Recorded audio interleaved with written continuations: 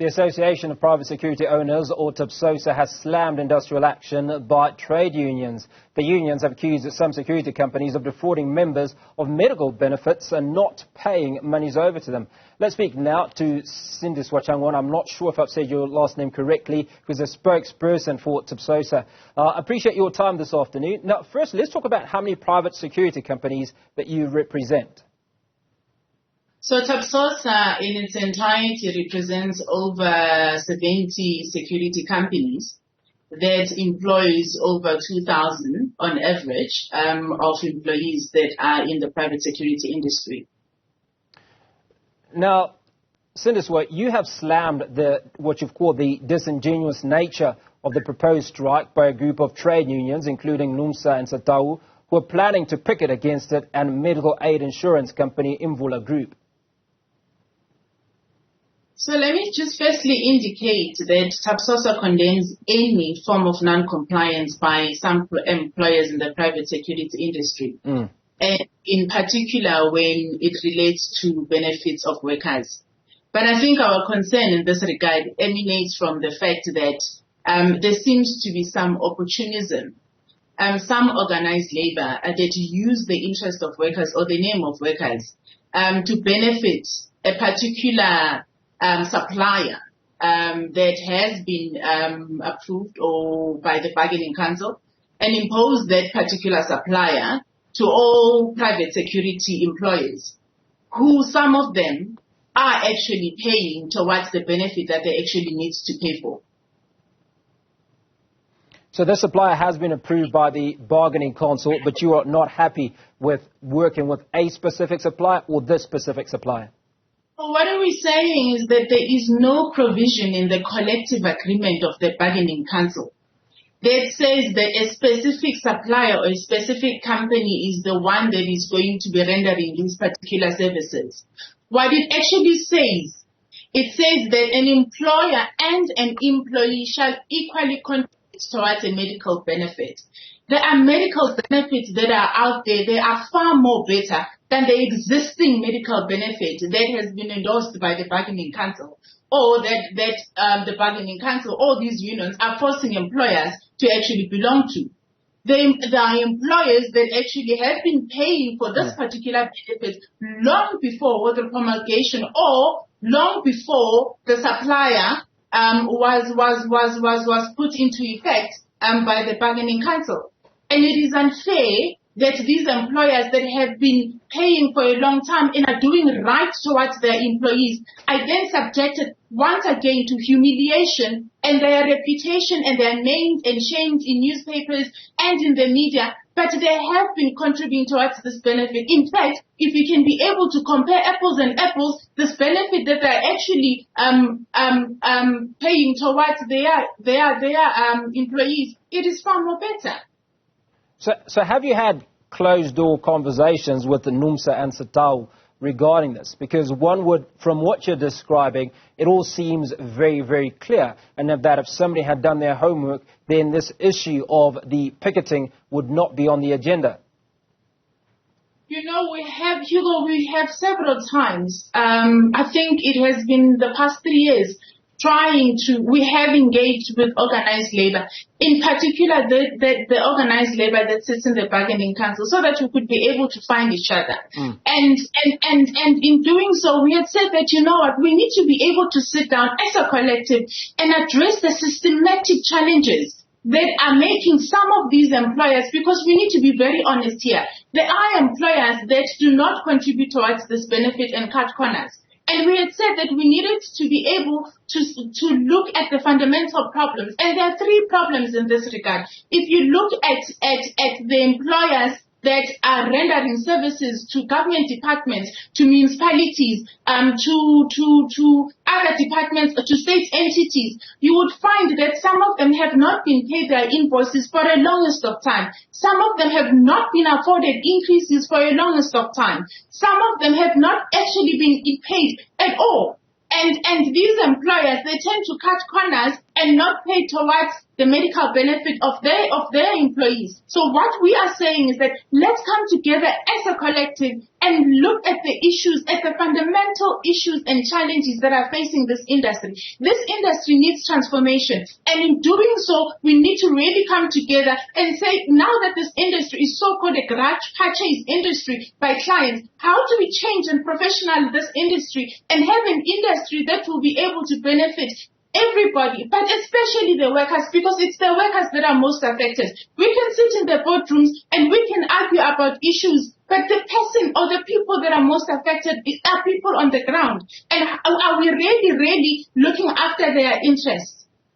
Now, Sindiswa, you've talked about a number of security companies. In fact, we understand that there are 18 security companies out of obviously the 71 that you represent that have been accused of defrauding workers of their benefits, and that's what it's been called, fraud of some sort. Is it not easier for you to find those 18 companies within Tapsosa and deal with them and expose them rather than have to go through what is potentially going to happen, which is the picket, and obviously dragging everybody through the mud? As I had indicated as well, Hugo, and what I alluded to before, I had indicated that we do not condone any form of non-compliance by employers, in particular our members. And of the 18 that you are mentioning, some of them are not actually our members. Those that are our members are benefiting and are contributing towards that medical benefit. What they are not doing, though, is paying it to the service provider that is being imposed upon to all employers in the private security industry.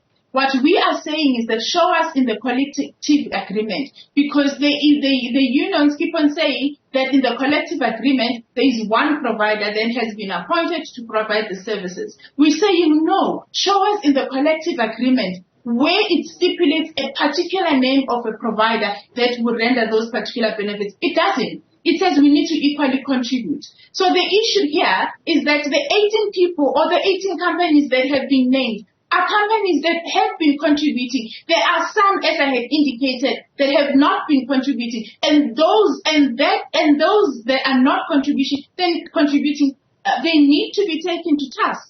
They need to be able, because they are defrauding their employees, and therefore the unions have got the right to actually take up action towards those people that are not compliant. But please, the ones that are complying, can we be able to find each other instead of being able to bash and name people and discredit people and companies in their reputation? And what happens when you call the National Treasury that it needs to cancel the contracts, or it needs to cancel the businesses that some of these government departments or municipalities or state entities are doing with these businesses that have been named and shamed? When there is so much unemployment in this country, when they cancel those contracts, then what happened to those employees?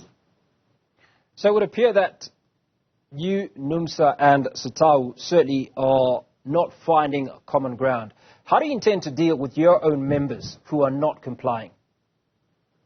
We have a clear code of conduct within the organization that indicates that any member who does not comply in terms of being able to honor their legal obligation towards their employees, they are put through certain measures in being able, firstly, to assist those particular employers to see where the problem is and comply.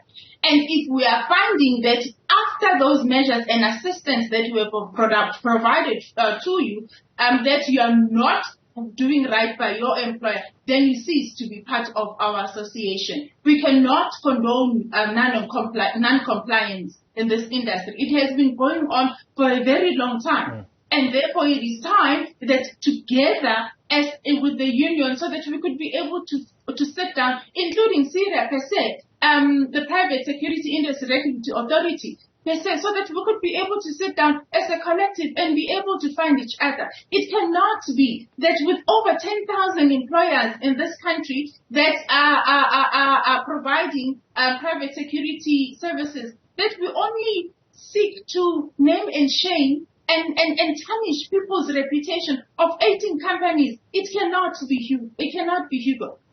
Okay, so while it sounds unreasonable, what is the way forward, or what is your plan of action? Because Nomsa and Satao have said that they are going to picket. They've got a right that has been granted to them by the law to be able to actually voice out their concerns and their unhappiness with regards to certain things, in particular if there is no compliance in the industry.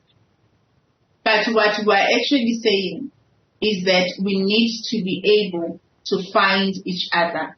I are open as an association. We have reached out as an association. But in reaching out in terms of those unions, you would find that we would have meetings would agree on a certain program of action, and that doesn't come through, or it doesn't fall through, simply because we need to both the unions and the employer organization show or have a concerted effort of being able to find each other and work together as a collective, so that this industry is able to attain some certain level of high level of compliance. If you look at the industries in this country that are not compliant, or that have the same sort of modus operandi in terms of being able to do the things that they're actually doing, the private security industry is one of the top industries that actually circumvent certain things.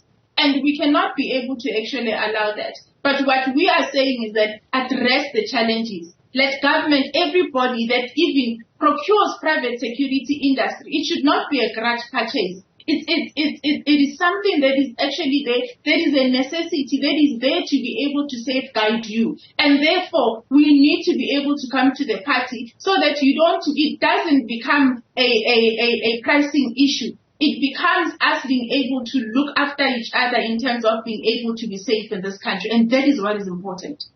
Sindiswa, I'm going to read from your statement here, in which you say some of these unions are lured into meetings with brown envelopes and encouraged to increase their membership in the medical scheme chosen by the bargaining council. This is a statement that I believe you made. Do you feel that this is the reason that you are not finding common ground with Nomsa and Satao? I'm not going to specifically mention Nomsa and Satao, I think, in this regard, because there's other unions as well that are sitting in the bargaining council. And I think that perhaps because Nomsa is perhaps maybe the vocal union, or you would find also because Satao is one of the biggest unions in the private security industry, that they'll champion whatever that they actually needed to actually champion. But what we are actually saying is that, look, it's not, when we are referring to issues of being lured into meetings with brown envelopes and whatever it is, it's not a thumbsuck thing. It is something that is actually happening.